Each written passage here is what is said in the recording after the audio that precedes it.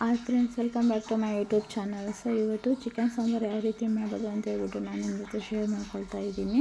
So ಫಸ್ಟಿಗೆ ನಾನು ಮಸಾಲೆ ಎಲ್ಲ ಒಂದು ಜಾರಲ್ಲಿ ಹಾಕ್ಬಿಟ್ಟು ಇಟ್ಕೊಂಡಿದ್ದೀನಿ.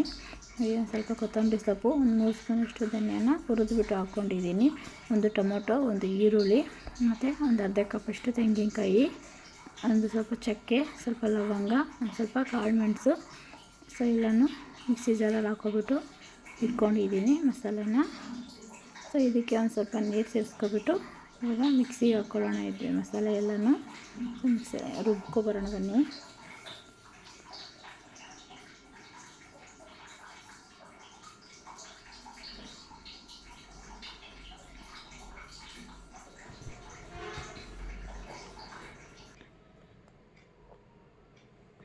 ನೋಡಿ, ಮಿಕ್ಸಿಗೆ ಹಾಕ್ಕೊಂಡಾಗಿದೆ.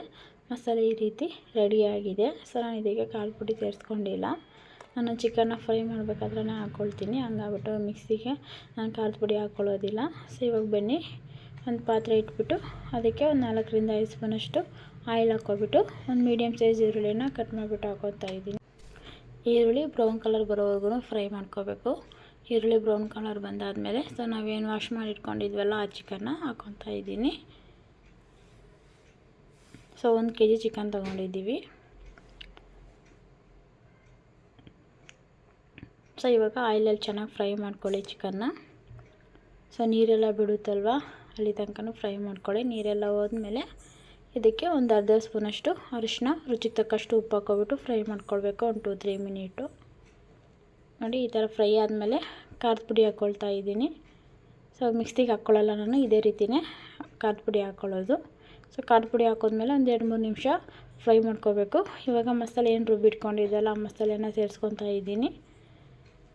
ಸೊ ಮಸಾಲೆ ಹಾಕೋಬಿಟ್ಟು ಚೆನ್ನಾಗಿ ಮಿಕ್ಸ್ ಮಾಡಿಬಿಟ್ಟು ಒಂದು 2 ನಿಮಿಷ ಕುದಿಸ್ಕೊಳ್ಳಿ.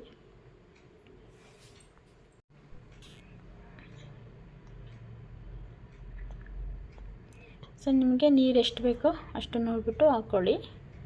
ಸ್ವಲ್ಪ ಗಟ್ಟಿ ಬೇಕಂದರೆ ಸ್ವಲ್ಪ ಕಮ್ಮಿ ಹಾಕ್ಕೊಳ್ಳಿ, ಸ್ವಲ್ಪ ನೀರು ಥರ ಬೇಕು ಅಂದರೆ ಸ್ವಲ್ಪ ಜಾಸ್ತಿನೇ ಹಾಕ್ಕೊಳ್ಳಿ. ಇಲ್ಲಿ ಮೀಡಿಯಮಾಗಿ ಮಾಡ್ಕೊತಾ ಇದ್ದೀನಿ, ಹಂಗಾಗ್ಬಿಟ್ಟು ಸ್ವಲ್ಪ ಹಾಕ್ಕೊಂಡಿದ್ದೀನಿ. ಸ್ವಲ್ಪ ಕುದ್ದಾದ್ಮೇಲೆ ತಣ್ಣಗಾದ್ಮೇಲೆ ಮತ್ತೆ ಇನ್ನೂ ಸ್ವಲ್ಪ ಗಟ್ಟಿಯಾಗುತ್ತೆ ಸಾಂಬಾರು, ಹಂಗಾಗ್ಬಿಟ್ಟು ನೋಡಿಬಿಟ್ಟು ಹಾಕ್ಕೊಳ್ಳಿ. ನೋಡಿ, ಅದಕ್ಕೆ ಮಾಡ್ಕೊಂಡಿದ್ದೀನಿ ನಾನು.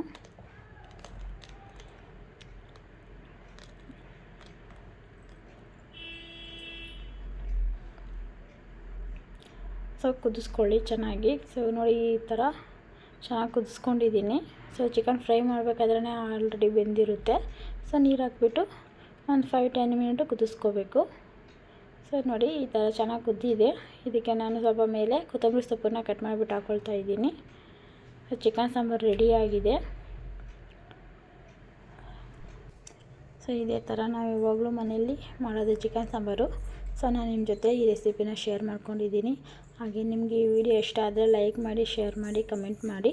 ಹಾಗೆ ನಮ್ಮ ಚಾನಲ್ನ ಸಬ್ಸ್ಕ್ರೈಬ್ ಮಾಡ್ಕೊಳ್ಳಿ. ಇದೇ ರೀತಿ ನೀವು ಮನೇಲಿ ಟ್ರೈ ಮಾಡಿ ನೋಡಿ. ಹಾಗೆ ಈ ವಿಡಿಯೋಗೆ ಒಂದು ಲೈಕ್ ಕೊಡಿ. Okay, bye friends.